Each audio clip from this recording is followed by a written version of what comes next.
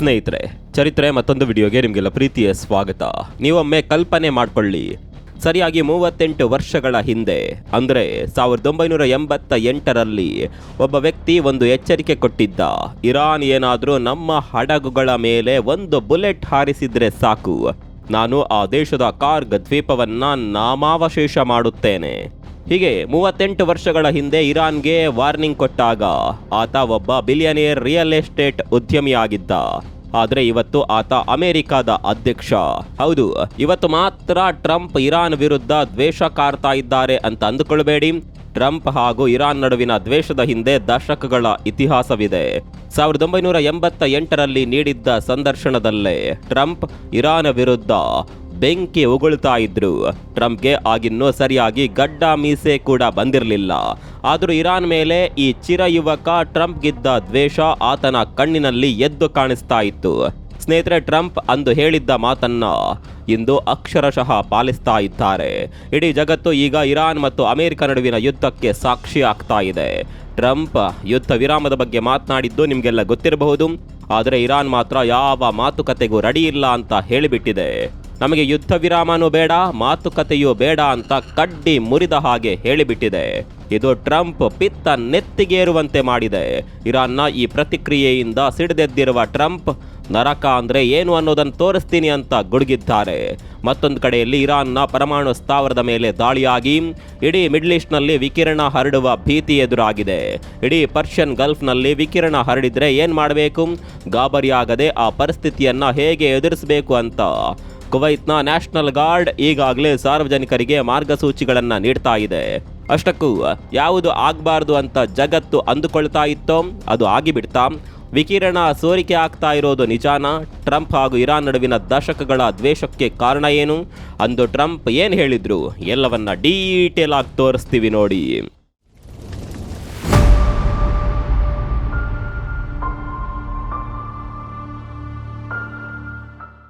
ಸ್ನೇಹಿತರೆ, ನೇರವಾಗಿ ಟಾಪಿಕ್ಗೆ ಬಂದು ಬಿಡೋಣ. ಟ್ರಂಪ್ ಹಾಗೂ ಇರಾನ್ ನಡುವಿನ ದ್ವೇಷದ ಕತೆ ಇವತ್ತು ನಿನ್ನೆಯದ್ದಲ್ಲ. 1987ರಲ್ಲಿ ಟ್ರಂಪ್ ನ್ಯೂಯಾರ್ಕ್ ಟೈಮ್ಸ್ ಸೇರಿದಂತೆ ದೊಡ್ಡ ದೊಡ್ಡ ಪತ್ರಿಕೆಗಳಲ್ಲಿ $95,000 ಖರ್ಚು ಮಾಡಿ ಒಂದು ಜಾಹೀರಾತು ಕೊಟ್ಟಿದ್ದರು. ಅದರ ಸಾರಾಂಶ ಏನಪ್ಪಾ ಅಂದರೆ, ಜಪಾನ್ ಮತ್ತು ಸೌದಿ ಅರೇಬಿಯಾದಂತಹ ದೇಶಗಳನ್ನು ರಕ್ಷಿಸಲು ಅಮೆರಿಕ ಯಾಕೆ ಪುಕ್ಕಟ್ಟೆಯಾಗಿ ಹಣ ಖರ್ಚು ಮಾಡಬೇಕು, ಅವರು ನಮಗೆ ಹಣ ಕೊಡ್ಲಿ ಅಂತ ಹೇಳಿದ್ರು. ಅರೆ, ಇದಕ್ಕೂ ಇರಾನ್ಗೂ ಏನು ಸಂಬಂಧ ಅಂತ ನೀವು ಕೇಳಬಹುದು. ಸಂಬಂಧ ಇದೆ. ಇವತ್ತು ಯಾವ ರೀತಿ ಇರಾನ್ ಹರ್ಮುಜ್ ಜಲಸಂಧಿಯನ್ನ ಅಸ್ತ್ರವನ್ನಾಗಿ ಬಳಸ್ಕೊಳ್ತಾ ಇದೆಯೋ ಅದೇ ರೀತಿ ಆ ಸಂದರ್ಭದಲ್ಲಿ ಕೂಡ ಇರಾನ್ ಇದೇ ರೀತಿ ಮಾಡ್ತಾ ಇತ್ತು. ಆಗ ಅಮೆರಿಕ ಈ ಭಾಗದಲ್ಲಿ ತನ್ನ ದೇಶಗಳ ಹಡಗುಗಳು ಸೇರಿದಂತೆ ಉಳಿದೆಲ್ಲ ದೇಶಗಳಿಗೆ ಒಂದು ರೀತಿ ಸೆಕ್ಯೂರಿಟಿ ಕೊಡ್ತಾ ಇತ್ತು. ಈ ಜಾಹೀರಾತು ನೀಡಿದ ಮರು ವರ್ಷ ಅಂದರೆ 1988ರಲ್ಲಿ ನೀಡಿದ ಸಂದರ್ಶನವೊಂದರಲ್ಲಿ ಟ್ರಂಪ್ ಇದೇ ವಿಚಾರದ ಬಗ್ಗೆ ಮಾತನಾಡ್ತಾರೆ. ಆದರೆ ಇಲ್ಲಿ ಸರ್ಕಾರದ ಪಾಲಿಸಿ ಬಗ್ಗೆ ಮಾತನಾಡಿದ್ದಲ್ಲ, ಬದಲಾಗಿ ಇರಾನ್ ಧೋರಣೆ ವಿರುದ್ಧ ಟ್ರಂಪ್ ಅವತ್ತೇ ಸಿಡಿದಿದ್ರು. ಇರಾನ್ ನಮ್ಮನ್ನ ಮಾನಸಿಕವಾಗಿ ಸೋಲಿಸ್ತಾ ಇದೆ, ನಮ್ಮನ್ನ ಮೂರ್ಖರನ್ನಾಗಿ ಮಾಡ್ತಾ ಇದೆ. ಅವರಿಗೆ ನಮ್ಮ ಶಕ್ತಿ ಏನು ಅನ್ನೋದನ್ನ ತೋರಿಸ್ಬೇಕು. ನಮ್ಮ ಒಬ್ಬ ಸೈನಿಕ ಅಥವಾ ಹಡಗಿನ ಮೇಲೆ ಒಂದು ಗುಂಡು ಹಾರಿದ್ರು ಸಾಕು, ನಾನು ಕಾರ್ಗ್ ಐಲ್ಯಾಂಡ್ ಮೇಲೆ ದಾಳಿ ಮಾಡ್ತೇನೆ, ಅದನ್ನ ವಶಪಡಿಸಿಕೊಳ್ತೇನೆ ಅಂತ ಟ್ರಂಪ್ 1988ರಲ್ಲೇ ಹೇಳಿದ್ರು. ಇವತ್ತು ಸರಿಯಾಗಿ 38 ವರ್ಷದ ನಂತರ ಅವರು ಅಮೆರಿಕದ ಪಡೆಗಳಿಗೆ ಇರಾನ್ನ ಅದೇ ಕಾರ್ಗ್ ದ್ವೀಪದ ಮೇಲೆ ದಾಳಿ ಮಾಡೋದಕ್ಕೆ ಆದೇಶ ನೀಡ್ತಾರೆ. ಅಮೆರಿಕದ ಪಡೆಗಳು ಕಾರ್ಗ್ ದ್ವೀಪದ ಬಹುತೇಕ ಎಲ್ಲ ಮಿಲಿಟರಿ ಗುರಿಗಳನ್ನು ಧ್ವಂಸ ಮಾಡಿವೆ. ಇನ್ನು ಈ ಬಗ್ಗೆ ಸೋಷಿಯಲ್ ಮೀಡಿಯಾದಲ್ಲಿ ಕೂಡ ಟ್ರಂಪ್ ಬರೆದುಕೊಂಡಿದ್ರು, ನಮ್ಮ ಶಸ್ತ್ರಾಸ್ತ್ರಗಳು ಅತ್ಯಂತ ಶಕ್ತಿಶಾಲಿ ಮತ್ತು ಅತ್ಯಾಧುನಿಕವಾಗಿವೆ. ಮಾನವೀಯತೆಯ ದೃಷ್ಟಿಯಿಂದ ನಾನು ತೈಲ ಮೂಲಸೌಕರ್ಯಗಳನ್ನು ನಾಶಪಡಿಸಿಲ್ಲ, ಆದರೆ ಹರ್ಮುಜ್ ಜಲಸಂಧಿಯಲ್ಲಿ ಹಡಗುಗಳ ಸಂಚಾರಕ್ಕೆ ಅಡ್ಡಿಪಡಿಸಿದ್ರೆ ಈ ನಿರ್ಧಾರವನ್ನ ಬದಲಿಸಬೇಕಾಗುತ್ತೆ ಅಂತ ಎಚ್ಚರಿಕೆ ಕೊಟ್ಟಿದ್ರು. ಮುಂದೆ ಏನೆಲ್ಲ ಆಯಿತು ಅನ್ನೋದು ನಿಮಗೆ ಗೊತ್ತಿದೆ. ಈಗ ಸದ್ಯಕ್ಕೆ ಯುದ್ಧ ವಿರಾಮದ ಬಗ್ಗೆ ಚರ್ಚೆಗಳು ನಡೀತಾ ಇದೆ. ಅಮೆರಿಕ ಕೆಲವು ಷರತ್ತುಗಳನ್ನು ಹಾಕಿ ಯುದ್ಧ ವಿರಾಮದ ಪ್ರಸ್ತಾವನೆಯನ್ನ ಇಟ್ಟು ಇರಾನನ್ನ ಮಾತುಕತೆಗೆ ಆಹ್ವಾನಿಸಿತ್ತು. ಆದರೆ ಇರಾನ್ ಮಾತ್ರ ನಮಗೆ ಮಾತುಕತೆ ಬೇಕಾಗಿಲ್ಲ ಅಂತ ಕಡ್ಡಿ ಮುರಿದಂತೆ ಹೇಳಿಬಿಟ್ಟಿದೆ. ಅಮೆರಿಕದ ಆಹ್ವಾನವನ್ನ ಒಂದೇ ಮಾತಿನಲ್ಲಿ ತಿರಸ್ಕರಿಸಿಬಿಟ್ಟಿದೆ. ಇರಾನ್ ಈ ರೀತಿಯ ಪ್ರತಿಕ್ರಿಯೆ ಕೊಡ್ತಾ ಇದ್ದಂತೆ ಅಮೆರಿಕ ಕೊತ್ತನೆ ಕುದಿಯೋದಕ್ಕೆ ಶುರುವಾಗಿದೆ. ನಾವು ಇರಾನ್ಗೆ ನರಕ ಅಂದ್ರೆ ಏನು ಅನ್ನೋದನ್ನು ತೋರಿಸ್ತೀವಿ ಅಂತ ಅಮೆರಿಕ ಗುಡುಗಿದೆ. ಇರಾನ್ ಏನಾದರೂ ತನ್ನ ಸೋಲನ್ನು ಒಪ್ಕೊಳ್ಳದೇ ಇದ್ರೆ ಹಿಂದೆಂದೂ ಕಾಣದ ಭೀಕರ ಹೊಡೆತವನ್ನ ಅನುಭವಿಸಬೇಕಾಗುತ್ತೆ ಅಂತ ಅಮೆರಿಕ ವಾರ್ನಿಂಗ್ ಕೊಟ್ಟಿದೆ. ಈಗ ಅತ್ಯಂತ ಭಯಾನಕ ವಿಷಯದ ಕಡೆಗೆ ಬರೋಣ. ಇರಾನ್ನ ಬುಷೇಹರ್ ನ್ಯೂಕ್ಲಿಯರ್ ಪವರ್ ಪ್ಲಾಂಟ್ ಮೇಲೆ ಇಸ್ರೇಲ್ ಮತ್ತು ಅಮೆರಿಕ ಮಿಸೈಲ್ ದಾಳಿ ಮಾಡಿವೆ ಅಂತ ವರದಿಯಾಗಿದೆ. ಅಲ್ಲಿಗೆ ಜಗತ್ತು ಇಲ್ಲಿವರೆಗೆ ಏನಾಗಬಾರ್ದು ಅಂತ ಪ್ರಾರ್ಥನೆ ಮಾಡ್ತಾ ಇತ್ತು, ಅದು ಆಗಿ ಹೋಯ್ತಾ ಅನ್ನುವ ಪ್ರಶ್ನೆಗಳು ಹುಟ್ಕೊಂಡಿದೆ. ಇಂಥದ್ದೊಂದು ಸುದ್ದಿ ಹರಡೋದಕ್ಕೆ ಕಾರಣ ಇರಾನ್ನ ಪಕ್ಕದಲ್ಲೇ ಇರುವ ಕುವೈತ್ ದೇಶ ಈಗ ತನ್ನ ಜನರಿಗೆ ಎಚ್ಚರಿಕೆ ನೀಡಿದೆ.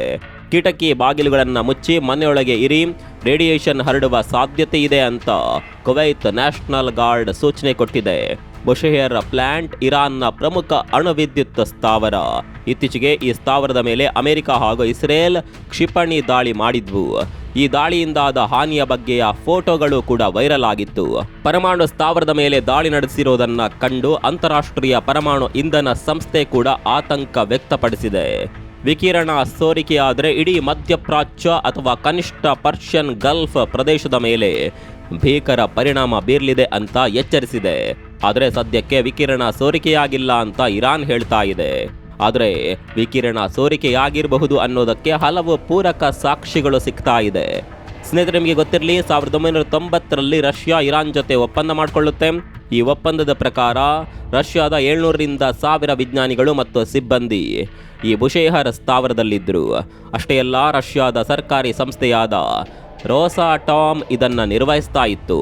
ಆದರೆ ಈಗ ಸತತ ದಾಳಿ ನಡೀತಾ ಇರೋದ್ರಿಂದ ರಷ್ಯಾ ತನ್ನ ಸಿಬ್ಬಂದಿಯನ್ನ ಅಲ್ಲಿಂದ ಸ್ಥಳಾಂತರಿಸ್ತಾ ಇದೆ. ಇಸ್ರೇಲ್ ಈ ಸ್ಥಾವರವನ್ನು ನಾಶಪಡಿಸಬಹುದು ಅನ್ನುವ ಆತಂಕ ಕೂಡ ರಷ್ಯಾಕ್ಕಿದೆ. ಒಂದು ವೇಳೆ ವಿಕಿರಣ ಸೋರಿಕೆಯಾಗುವಂಥ ದೊಡ್ಡ ದಾಳಿ ನಡೆದಾಗ ಅದನ್ನು ನಿಯಂತ್ರಿಸುವ ರಷ್ಯನ್ ತಜ್ಞರು ಅಲ್ಲಿರೋದಿಲ್ಲ. ಇದು ಪರಿಸ್ಥಿತಿಯನ್ನು ಮತ್ತಷ್ಟು ಹದಗೆಡಿಸುತ್ತದೆ. ಸ್ನೇಹಿತರೆ, ಇಲ್ಲಿ ಮತ್ತೊಂದು ವಿಚಾರ ಭಾರಿ ಸದ್ದು ಮಾಡ್ತಾ ಇದೆ. ಇಲ್ಲಿ ಕೇವಲ ಅಮೆರಿಕ, ಇರಾನ್ ಹಾಗೂ ಇಸ್ರೇಲ್ ನಡುವೆ ಮಾತ್ರ ಯುದ್ಧ ನಡೀತಾ ಇಲ್ಲ. ತೆರೆಮರೆಯ ಆಟ ಬೇರೆನೇ ಇದೆ. ಇದನ್ನು ಆಪರೇಷನ್ ಹಿಡನ್ ಹ್ಯಾಂಡ್ ಅಂತ ಕರೆಯಲಾಗ್ತಾ ಇದೆ. ಅಮೆರಿಕದ ಪ್ರಕಾರ ರಷ್ಯಾ ಮತ್ತು ಚೀನಾ ಸೇರಿ ಇರಾನ್ಗೆ ಗುಪ್ತಚರ ಮಾಹಿತಿ ಮತ್ತು ಶಸ್ತ್ರಾಸ್ತ್ರಗಳನ್ನು ಒದಗಿಸ್ತಾ ಇದೆ. ರಷ್ಯಾ ತನ್ನ ಸ್ಯಾಟಲೈಟ್ಗಳ ಮೂಲಕ ಅಮೆರಿಕದ ಮಿಲಿಟರಿ ನೆಲೆಗಳ ಮಾಹಿತಿಯನ್ನ ಇರಾನ್ಗೆ ನೀಡಿ ದಾಳಿ ಮಾಡಿಸುತ್ತಿದೆ ಅನ್ನೋದು ಅಮೆರಿಕದ ಆರೋಪ. ಇದೇ ಕಾರಣಕ್ಕೆ ಟ್ರಂಪ್ ರಷ್ಯಾ ಮತ್ತು ಇರಾನ್ ಎರಡರ ಮೇಲೂ ಕೆಂಡ ಕಾರುತ್ತಿದ್ದಾರೆ. ಇರಾನ್ನ ಹೆಗಲ ಮೇಲೆ ಬಂದೂಕಿ ಇಟ್ಟು ರಷ್ಯಾ ಹಾಗೂ ಚೀನಾ ಅಮೆರಿಕದ ಮೇಲೆ ದಾಳಿ ಮಾಡ್ತಾ ಇವೆ ಅನ್ನುವ ಸುದ್ದಿ ಈಗ ಭಾರಿ ಸದ್ದು ಮಾಡ್ತಾ ಇದೆ. ಅದೇನೇ ಇರಲಿ, ಮಹಾಶಕ್ತಿಗಳ ನಡುವಿನ ಈ ಪೈಪೋಟಿಯಲ್ಲಿ ಲಕ್ಷಾಂತರ ಜನರ ಜೀವಕ್ಕೆ ಅಪಾಯವಿದೆ. ಒಂದು ವೇಳೆ ವಿಕಿರಣ ಸೋರಿಕೆಯಾದರೆ ಮಧ್ಯಪ್ರಾಚ್ಯದ ಮೇಲೆ ಹಾನಿಕಾರಕ ಪರಿಣಾಮ ಬೀರೋದಲ್ಲದೆ ಜಾಗತಿಕ ಆರ್ಥಿಕತೆಯ ಮೇಲೂ ಕೆಟ್ಟ ಪರಿಣಾಮ ಬೀರಲಿದೆ. 2026 ನಿಜಕ್ಕೂ ಜಗತ್ತಿನ ಇತಿಹಾಸದಲ್ಲೇ ಅತ್ಯಂತ ಕರಾಳ ವರ್ಷವಾಗುವ ಎಲ್ಲ ಲಕ್ಷಣಗಳು ಕಾಣಿಸ್ತಾ ಇದೆ. ಒಂದು ಕಡೆ ಅಮೆರಿಕದ ಹಠ, ಇನ್ನೊಂದು ಕಡೆ ಇರಾನ್ನ ಹಠಮಾರಿ ಧೋರಣೆ. ಈ ನಡುವೆ ಲಕ್ಷಾಂತರ ಸಾಮಾನ್ಯ ಜನರ ಬದುಕು ಅಯೋಮಯವಾಗಿದೆ. ರೇಡಿಯೇಷನ್ ಭೀತಿಯಲ್ಲಿ ಇಡೀ ಪರ್ಷಿಯನ್ ಗಲ್ಫ್ ನಡಕ್ತಾ ಇದೆ. ನಿಮ್ಮ ಪ್ರಕಾರ ಅಮೆರಿಕ ಹೇಳಿದಂತೆಯೇ ಇರಾನ್ಗೆ ನರಕ ತೋರಿಸುತ್ತಾ? ಮತ್ತೊಂದು ಕಡೆಯಲ್ಲಿ ಇರಾನ್ ತನ್ನ ಪರಮಾಣು ಹಠದಿಂದ ಇಡೀ ಜಗತ್ತನ್ನೇ ಅಪಾಯಕ್ಕೆ ತಳ್ತಾ ಇದೆಯಾ? ಕಾಮೆಂಟ್ ಮಾಡಿ ತಿಳಿಸಿ. ಮರಿಬೇಡಿ, ಈ ಮಾಹಿತಿ ಇಷ್ಟವಾದರೆ ಲೈಕ್ ಮಾಡಿ, ಶೇರ್ ಮಾಡಿ, ಹಾಗೆ ಸಬ್ಸ್ಕ್ರೈಬ್ ಆಗೋದನ್ನು ಮರಿಬೇಡಿ. ಮುಂದಿನ ವಿಡಿಯೋದಲ್ಲಿ ಸಿಗೋಣ. ಅಲ್ಲಿವರೆಗೂ ನಮಸ್ಕಾರ.